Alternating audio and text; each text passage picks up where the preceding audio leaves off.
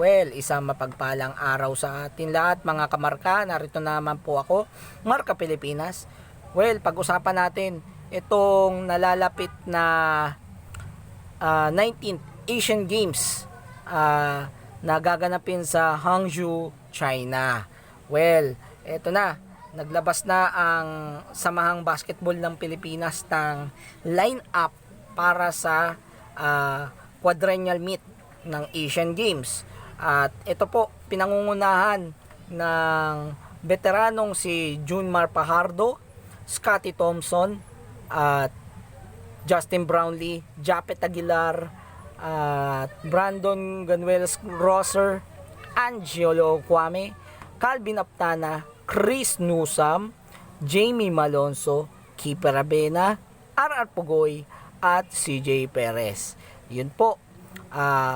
Kung mapapansin natin karamihan dito ilan dito sumali na sa nakaraang FIBA Basketball World Cup sa Gilas, Pilipinas. Gaya nila Pardo, sila Thompson, sila Jamie Malonzo, Kiefer Abena, Pugoy, Perez, mga sumali na. Okay, pati na rin si Aguilar. Sumali sa itong kasalukuyang nagaganap na FIBA Basketball World Cup. Ayun. Pero bawas lahat. Nawala sila kay Soto, sila Renz Abando, sila Edu, sila Jordan Clarkson ay nawala sa lineup ng Gilas, Pilipinas. Dahil syempre, babalik na sila sa kanilang mga mother ball club. Yung iba sa Japan B-League, sa KBL, at sa NBA. Yan. Kaya ito magbabalik sa ating lineup din Justin Brownlee. Well, kung mapapansin natin masasabi nating kung naaalala nyo yung pagitan nila Justin Brownlee at Jordan Clarkson, sino ang napipisil na maging naturalized player ng Gilas, Pilipinas sa FIBA Basketball World Cup? At napili doon si Justin Brownlee at si JC or Jordan Clarkson. Pero sa huli, nakuha si Jordan Clarkson. At ito, kaya magbabalik naman sa aksyon itong si Justin Brownlee. Pero hindi lang basta naturalized player na isa gaya ni Justin Brownlee, kundi dalawa na naturalized player. At ito ay sa katauhan ni Ange Kwame o si Angelo Kwame. Kung si Justin Brownlee po ay resident import ng Barangay Ginebra, ganun din si Ange Kwame o si Angelo Kwame. Siya ay resident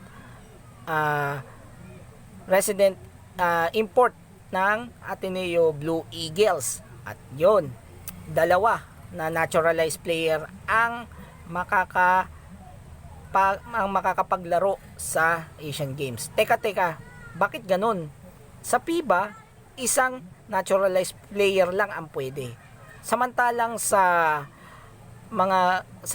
ito, Asian Games, makikita nyo, dalawa na naturalized player ang pinasok sa quadrennial meet ng Asian Games. Dahil gaya ng SEA Games, Asian Games at Olympics, sila po ay malaya na payagan ang mga naturalized players. Either 2 naturalized players o 4 na naturalized players ay pwede po sa Asian Games. Yan po. Sa FIBA, may rule sila na 1 naturalized player lang. Kaya yan, napili si Jordan Clarkson at hindi napili si Brownlee. At yun lang, masasabi ko sa Asian Games, sa SEA Games, saka sa Olympics, ito ay pwede ang mga naturalized player kahit ilang naturalized players. Yun lamang mga kamarka. Yun ang pwedeng rules sa Asian Games, Southeast Asian Games at sa Olympics. At ano pa ba? Well, hindi rin mga masasabi pa rin nating strong team pa rin itong ipinasok ng Gilas Pilipinas. At dahil magtatambal dito Justin Brownlee and Ange Kwame, talagang dominant team ito sa Asian Games. At sino? Ang tanong dyan sino ang magiging national head coach ng ating pambansang koponan sa basketball o Gilas Pilipinas? Kamakailan din, after na manalo ang Pilipinas over China, nagdeklara si head coach dating head coach Chot Reyes na hindi na siya sasali sa mga ibang tournament na may kinalaman sa national team o magiging head coach ng Gilas Pilipinas. At sinabi niya na magi-step aside siya sa national team. Ngayon, ang question dito sino ang magiging national team head coach ng Gilas Pilipinas? Ito ay walang iba kundi yung nakikita natin ay si Coach Timothy Cone aka Coach Tim Cone aka Coach CTC. Yan na po, siya na po yung ating magiging head coach ng ating pambansang koponan. At kamakailan lang sinabi din ni head coach Tim Cone na hindi siya sasali sa Gilas Pilipinas at magpo-focus siya sa Barangay Ginebra after the World Cup. Pero nagbago ang kanyang kaisipan. Sino ba nagpabago sa kanyang kaisipan? Ito ay si Boss RSA o si Ramon S. Ang. Alam naman natin si Ramon S. Ang ay may pagmamay-ari ng 3 koponan sa PBA. Alam naman natin, San Miguel, Ginebra, saka Star Hot Shots ang may hawak ni Ramon S. Ang. Isa doon si Tim Cone na head coach ng Barangay Ginebra. Yun, sabi naman ni head coach Tim Cone, hindi siya makatanggi na sa alok na mag-head coach siya ng as national team. Siyempre, mahirap tanggihan si RSA. Sabi pa nga ni Tim Cone, at sinabi rin niya na nung nasa World Cup talagang kayang-kaya ng ating pambansang koponan na talunin, especially ang China, according to Tim Cone. At yun nga, dun siya napapayag ni RSA na nahawakan muna yung pambansang koponan sa Asian Games. Yun lamang. At alam nyo ba mga kamarka na 25 championship ang naitala ni Coach Tim Cone at nalagpasan niya yung record ni Baby Dalupan sa padamihan ng mga tinatawag na championship sa PBA. At hindi na rin ito baguhan itong si Coach Tim Cone, lalo na sa paghawak sa national team. At naging national team head coach siya noon 1998 William Jones Cup, na kung saan nakapag-gold ang ating pambansang koponan sa Taipei. William Jones Cup pa lang yun.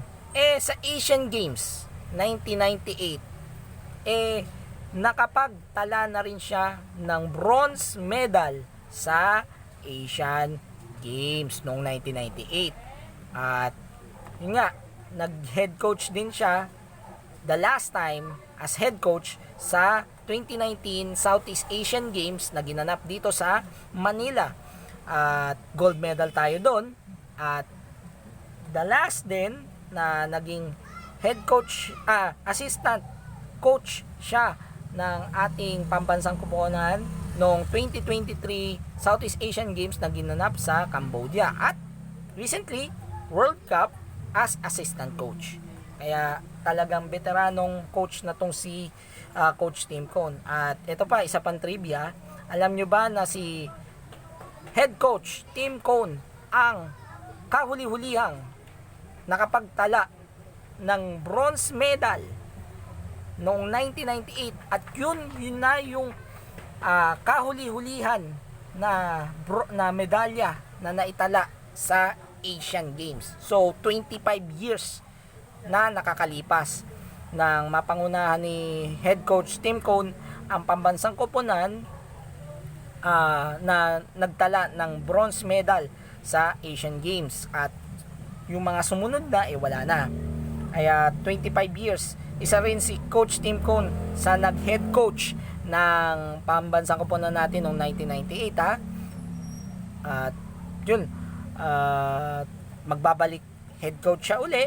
Kaya talagang expect din ng mga fans na umapprove sa kanya, umapprove ang mga Pilipino sa kanya, sa mga lalo na yung mga basketball fans, na siya na yung magiging head coach ng ating koponan. Ngayon, question dito, kailan yung laban ng ating Gilas Pilipinas? Yan, 19th Asian Games, magbabalik aksyon ang ating pambansang koponan sa September 26, 2023 against team ng Bahrain. Okay?